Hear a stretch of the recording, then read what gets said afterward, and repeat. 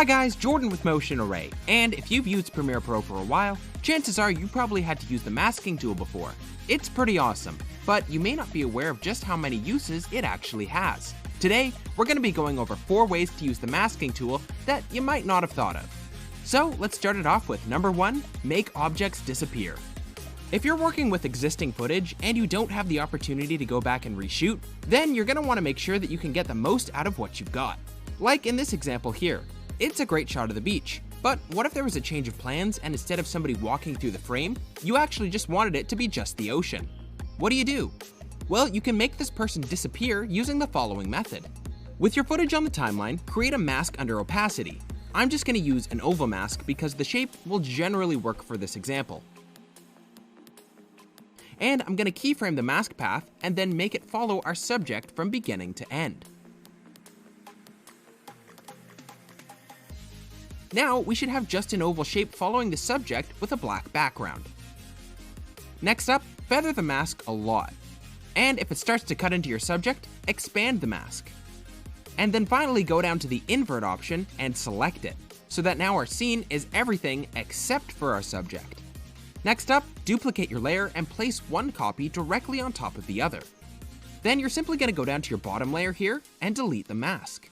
So what you should be left with is just a plain scene, looking like we actually didn't do any work. But that's about to change, because right now what we have is that our top clip is isolating for everything except our subject, and our bottom clip is just what's showing through this hole, which includes our subject.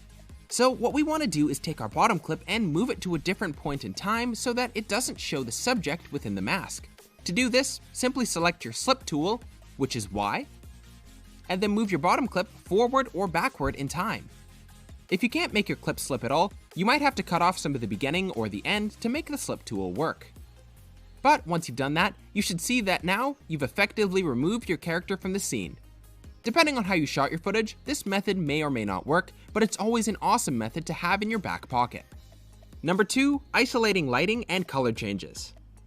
If you've got a small part of your scene that feels a little overexposed, underexposed, or you just want to manipulate some colors around just that area, you can actually create your own makeshift power windows to tame certain areas.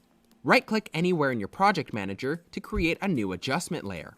Then drag that over top of your clip.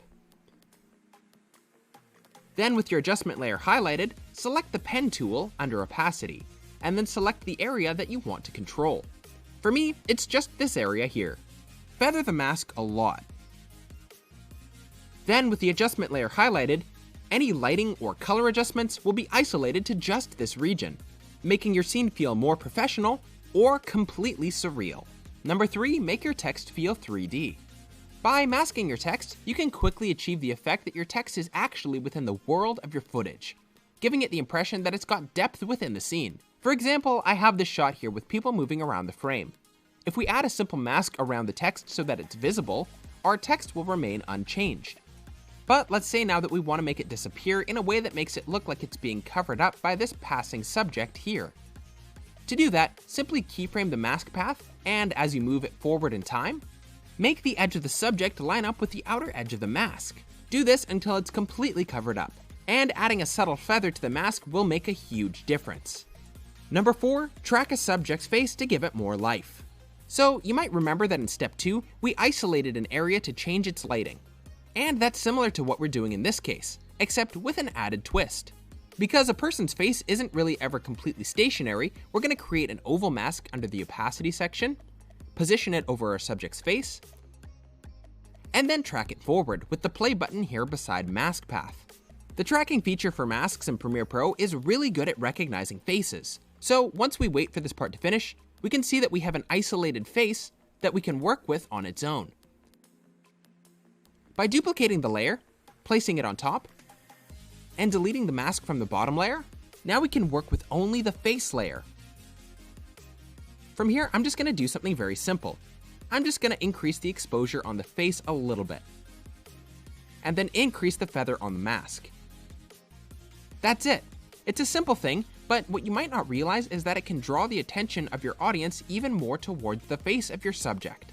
But you can totally take this effect above and beyond if you really wanted to.